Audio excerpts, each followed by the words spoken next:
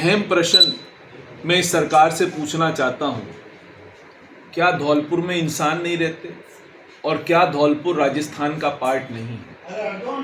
आप सबको पता है कि हमारा शहर, जो धौलपुर शहर का पानी का हमारा शहर है, वो 25 MLD है।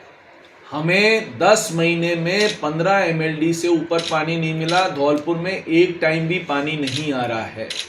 सब पानी जो भरतपुर का शहर था वो शहर बढ़ गया, सब पानी भरतपुर जा रहा है। तो बिजली में भरतपुर को प्रायोरिटी है, पानी में भरतपुर को प्रायोरिटी है, तो धौलपुर में क्या क्या जानवर बस रहे हैं या इंसान बस रहे हैं? मैं सरकार से पूछना चाहता हूँ, क्या आदमी नहीं रह रहे हैं धौलपुर में? हम लोग आदमी नहीं है क्या? हम लोगों में से कुछ लोगों ने बीजेपी को सपोर्ट नहीं करा या बीजेपी को वोट नहीं दिए? सबने दिए होंगे। तो हमारे साथ इतना गंदा व्यवहार क्यों करा जा रहा है? सरकार से मैं ये पूछना चाह रहा हूँ। धौलपुर में भी आदमी बसते हैं, हम भी राजस्थान का पार्ट हैं, हम राजस्थान के पार्ट नहीं है। पानी तो हमारी कटौती, बिजली तो हमारी कटौती, वहाँ 100% बिजली, वहाँ 100% पानी, यहाँ 50% पानी और 30% बिजली। हम क्या सोचना चाह रहे हैं? तो ये मैं धौलपुर वासियों को कहूँगा कि ऐसी जो सौतेलिया व्यवहार हमारे साथ करा जा रहा है, हम सबको उठना पड़ेगा, जागना पड़ेगा इस सरकार के खिलाफ। इस सरकार में कोई काम नहीं हो रहे, पर्ची की सरकार है, मुख्यमंत्री विदेश घूम रहे हैं, उनको विदेश भ्रमण से टाइम नहीं मिल रहा, तो राजस्थान की क्या चिंता करेंगे ये सरकार वाले? आज ये प्रेस कॉन्फ्रेंस बुलाने का उद्देश्य यही है कि ये जो बीजेपी सरकार जो पर्ची द्वारा चली, उसकी जो निष्क्रियता है वो पब्लिक को बताना, पब्लिक की जो फीलिंग है वो आपके थ्रू हम सभी लोगों तक पहुंचना चाहते हैं। आप सबको पता है ये कि मौसमी बीमारियां इस वक्त चालू हैं, चिकनगुनिया, डेंगू, मलेरिया, अस्पताल भरे हुए हैं, अस्पताल में बेड्स नहीं है। पहली बार हो रहा है कि अस्पताल में बेड्स नहीं है। बेड्स नहीं होने से लोग बाग एक एक बिस्तर पे 4-4, 5-5 आदमी हैं। CHCों पे डॉक्टर अवेलेबल नहीं है, दवाइयाँ अवेलेबल नहीं है, दवाइयाँ अवेलेबल हैं तो वो शॉर्ट एक्सपायरी की दवाइयाँ अवेलेबल हैं। आपको पता है पिछली दिशा मीटिंग में हमने रेस करा था कि धौलपुर का जो पुराना जिला अस्पताल है वहाँ डे सेंटर चालू हो। दिशा मीटिंग के 17वें दिन या 18वें दिन वो ऑर्डर निकला। मतलब एक ऑर्डर जो 2 दिन में निकल सकता था वो 18वें दिन निकला। और आज आपको पता है शाम के टाइम यदि किसी को जाना हो जिला अस्पताल, वो जा ही नहीं सकता है, क्योंकि इमरजेंसी का कोई केस हो तो जगदीश चौराहे पे इतना जाम लगा रहता है कि आप वहाँ पहुँच ही नहीं सकते। वहाँ पुलिस से मैं कहता हूँ वहाँ माकूल व्यवस्था करें, जिससे कोई इमरजेंसी हो तो वो जिला अस्पताल, क्योंकि यहाँ तो सिर्फ डे सेंटर चल रहा है, वो बेचारा कहाँ जाएगा, किधर जाएगा? इसी तरह से हमारे किसान भाइयों को DAP नहीं मिला। DAP पुलिस की नज़र में बट रहा है। DAP की मैंने सेक्रेटरी लेवल पर बात कर ली, बोले हम करते हैं। जितनी रह के उतर रही हैं वो या तो भरतपुर उतर रही हैं या हिंडौन उतर रही हैं। धौलपुर में जहाँ रेक लग सकती है वहाँ आज तक एक रेक नहीं आई है। धौलपुर की जो डिमांड है उसके मुकाबले अभी तक हमें DAP सिर्फ 5% मिला। किसान कहाँ जाएगा? किसान किसके भरोसे जाएगा? काला बाजारी हो रही है, सबको पता है काला बाजारी हो रही है। जो 1350 रुपये का DAP आ रहा है वो 1800 रुपये में मिल रहा है। सरकार इस बारे में कुछ कर नहीं रही। जब तक आप अवेलेबल नहीं करोगे, DAP अवेलेबल नहीं करोगे, तो किसान कितनी बार अपना खेत जोतेगा? सरकार तो सीधे कहती है कि आप सिंगल सुपर फॉस्फेट और यूरिया मिला के DAP का इस्तेमाल कर लो। उसके लिए किसान को 3 बार खेत जोतना पड़ता है। खेत जोतता है तो उसकी लागत बढ़ती है, लागत बढ़ती है तो उसका बेचारे का जो मुनाफा है वो अपने आप कम हो जाता है। तो ये चीज़ हमें समझनी पड़ेगी कि हमारे को DAP देना पड़ेगा। भाई आप ये पहले से फोरकास्ट क्यों नहीं कर सकते थे? हमारे टाइम तो कभी नहीं हुआ 5 सालों में कि DAP की शॉर्टेज हुई। पहले से आप फोरकास्ट करते, आपने फोरकास्ट, क्योंकि सरकार लगी हुई है ट्रांसफर पोस्टिंग करने में। हर 3 महीने में एक अधिकारी बदल जाता है, तो DAP का आपको पता ही नहीं है कि कितनी फोरकास्ट होनी चाहिए। सेंटर से कौन बात करेगा? क्योंकि बात करने वाला ही कोई नहीं, सेंटर से कोई बात करने वाला ही नहीं है कि भाई बात करे और वो माल आ जाए। वो कहते हैं आप सेंटर से हम रिक्वेस्ट करते हैं। ये तो डबल इंजन की सरकार है। तो डबल इंजन की सरकार क्या सो रही है क्या? मैं आपके माध्यम से पूछना चाह रहा हूँ, डबल इंजन की सरकार सो रही है क्या? मुख्यमंत्री जी घूम रहे हैं कहाँ? विदेशों में।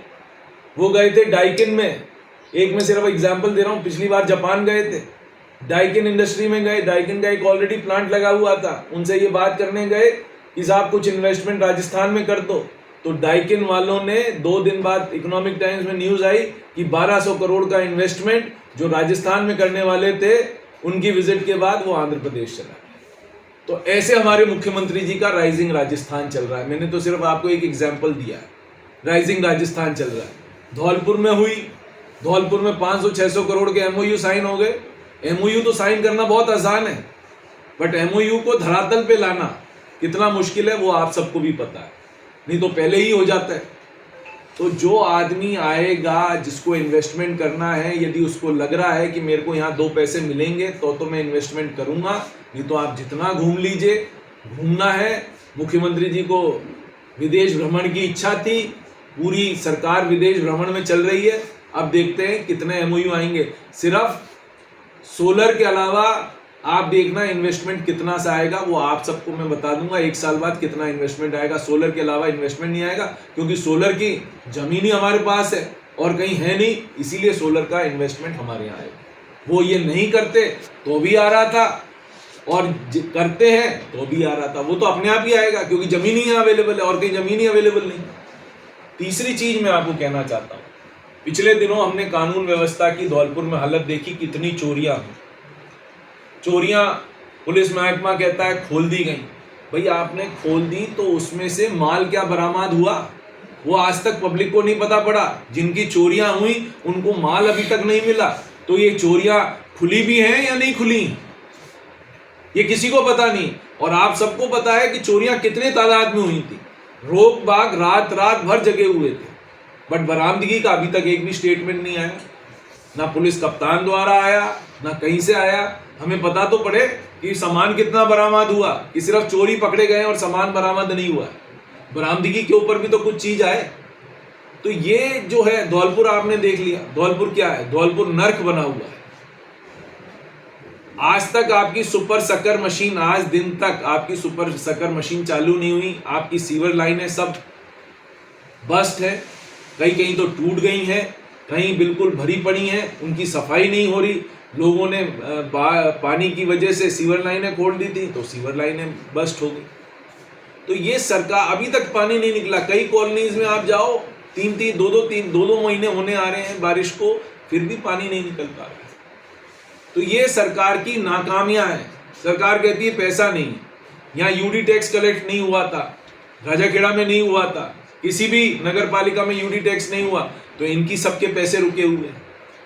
हम लोग जाके विनती करके आए तो भी कुछ नहीं हुआ, वापस जा रहे हैं जयपुर, विनती करेंगे। भाई जो सरकार डबल इंजन की सरकार है ना, तो ये सेंटर से मांग सकते हैं, यूडी टैक्स नहीं दिया, दे दो, अब कलेक्ट कर देंगे। तो डबल इंजन की सरकार क्या कर रही है? डबल इंजन की सरकार से फिर फायदा क्या है? ना पैसा आ सकता है, ना शासन चल सकता है, फिर डबल इंजन से हमारे को फायदा क्या है?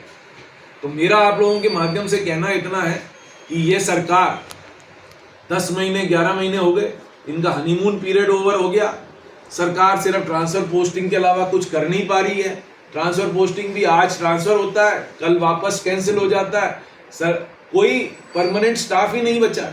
तो यहाँ कलेक्टर एसपी क्या करेंगे? कुछ हो ही नहीं रहा है, पूरे जिले में नहीं हो रहा है।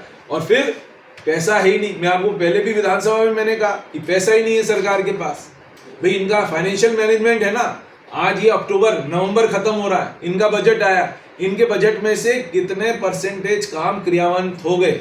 मुश्किल से 10% काम भी चालू नहीं हुए, क्योंकि पिछली सरकार के काम ही अभी पूरे नहीं हुए, तो नई सरकार के काम कहां से चालू हो जाएंगे? जो ये बात कर रहे थे हमने नौकरी दे दी, भाई आप ये नौकरी जो दी आपने, पिछली सरकार के एडवर्टीजमेंट, पिछली सरकार की जो सब रिजल्ट आने थे वही तो नौकरियां दी। आप ये बताइए ना, आपने और कौन सी नौकरियां दी? नई नौकरियों के एडवर्टीजमेंट अभी तो आपने सिर्फ कैलेंडर निकाला है। कैलेंडर निकालने के बाद आप एग्जाम करोगे, एग्जाम करने के बाद इंटरव्यू करोगे, और नौकरियां क्या निकल रही हैं? 60,000 क्लास 4 की नौकरियां आप निकाल रहे हो। क्लास 4 की नौकरियां निकालने से क्या होगा? आदमी क्या करेगा? क्लास 4 बन जाएगा क्या? एलडीसी, यूडीसी, जो आपकी जरूरत है, जो खाली पद पड़े हुए हैं, वीडियोस के खाली पद पड़े हुए हैं, उन सब की आरएएस अफसर के उनके खाली पद पड़े हुए हैं। अब तो इनके आईएएस अफसरों के खाली पद पड़े हुए हैं, इतने डिस्ट्रिक्ट बन गए हैं, आईएएस अफसरों के खाली पद पड़े हुए हैं। तो ये सब कुछ हो ही नहीं रहा है। सरकार नाम की चीज ही नहीं है। यही नहीं पता है कि सरकार कौन चला रहा है, मुख्यमंत्री चला रहे हैं या सीएस चला रहे हैं, यही नहीं पता है। जयपुर में आप अफसरों से बात करो कि कौन सरकार चला रहा है, तो उनको भी नहीं पता कि सरकार कौन चला रहा है। तो मेरा आप लोगों से माध्यम से कहना है कि ये सरकार 11वां महीना चल रहा है, इस सरकार का, सरकार ने कुछ भी नहीं करा अभी तक, कुछ करने के लायक भी नहीं बची सरकार। और लोग बाग 4-5 महीने देखेंगे, नहीं तो लोगों को सड़कों पे खुद को उतरना पड़ेगा। इसके अलावा आदमी के पास कोई ऑल्टरनेटिव नहीं बचेगा। हमें सड़कों पे उतरना पड़ेगा, आदमियों के साथ आंदोलन करना पड़ेगा और इस निकम्मी सरकार को हटाना पड़ेगा। जय हिंद, जय भारत। सर, धौलपुर जिले की हालत कैसी है? धौलपुर जिले के अंदर किसानों को समय पे ना तो आप बिजली मिल रही है, ना ही डीएपी खाद मिल रहा है। आप देख रहे होंगे कितनी लंबी लंबी लाइनें लगी हुई हैं। पुलिस प्रशासन के जरिए उनको बांटा जा रहा है। आप सब देख रहे हैं, आप क्षेत्र में जाते हैं, किसानों का कितना बुरा हाल है। पता नहीं सरकार क्या कर रही है। आपने कुछ दिनों पहले देखा था, हमने दिशा की भी मीटिंग में मुद्दा उठाया था। माननीय हमारे अध्यक्ष जी भी हैं जिन्होंने धरना प्रदर्शन ज्ञापन भी दिया था। हमारे सम्मानीय राज्य विधायक जी भी हैं, हमने दिशा की मीटिंग में कलेक्टर साहब को ज्ञापन भी दिया था। साथ ही मेरे विधानसभा बसेड़ी के अंदर मूसलाधार बारिश हुई थी, अतिवृष्टि हुई थी काफ़ी सारी, और आज देखा जाए तो आज भी पानी भरा हुआ है किसानों के खेतों के अंदर। पानी निकासी नहीं हो पाया है पूरा तरह से, और साथ ही उनकी फसल बिल्कुल नष्ट हो चुकी है, पूरी गिरदावरी नहीं हो पाई, ना उनको मुआवजा की कोई कार्रवाई की जा चुकी है, कोई कार्रवाई नहीं हुई है मुआवजा के लिए। साथ ही आप देख रहे हैं कि मकान भी धराशायी हुए हैं। वो लोग आज भी खुली छत में सो रहे हैं, तिरपाल वगैरह कच्चे अपनी झोंपड़ी बना के रह रहे हैं। क्या दुर्दशा है आज धौलपुर जिले में, बसेड़ी विधानसभा में। साथ ही सड़कों की हालत को आप देखो, सड़कें बिल्कुल खराब खस्ता हालत में हैं। कैसे चलेगा धौलपुर जिले में? आज आम आदमी इतना त्रस्त हो चुका है और सरकार को पता ही नहीं है क्या मंशा है सरकार की, क्या करना चाहती है। लगता नहीं कि कोई सरकार चल रही है राजस्थान के अंदर, पर्ची सरकार। सर्वप्रथम हमारे बुलावे पे आप सभी पत्रकार बंधु आए, आप सभी का बहुत बहुत आभार। आप भी जिले के अंतर्गत पत्रकार बंधु एक अहम कड़ी होती है। आपको धौलपुर की स्थिति सारा पता है कि धौलपुर के अंतर्गत ऐसी गति हो रही है जो कि जीवन में कभी नहीं है। गली गली चौड़ाई चौड़ाई पर दुर्गंध, सड़कों में खड्डे, बिजली का अभाव, जहाँ तक है कि पढ़ने वाले बच्चों का जल भराव की जो समस्या थी, वहाँ से अभी तक स्कूल नहीं जा पा रहे। प्रशासन ने इसका आज तक कोई निराकरण नहीं किया है। कोई भी एक भी काम ऐसा नहीं किया कि हाँ उसका हल हो गया हो। हमने कई बार धरना प्रदर्शन किए, ज्ञापन दिए, लेकिन उनके कान पर जूं तक नहीं रेंगती है। समस्याएं संपूर्ण जिले के अंतर्गत इतनी हैं कि जितनी भी समस्या वाले लोग परिवाद देने के लिए आते हैं, ये बात सही है, कलेक्टर साहब उन परिवादों को लेते हैं, संबंधित डिपार्टमेंटों को उनको मार्क कर देते हैं, लेकिन समस्याओं का हल कहीं नहीं होता। वो संबंधित डिपार्टमेंटों में जा कर के ब्रेक हो जाते हैं। द्वारा तिवारा लोग बाग कई बार चक्कर काटते हैं, लेकिन कुछ भी कोई समाधान नहीं है।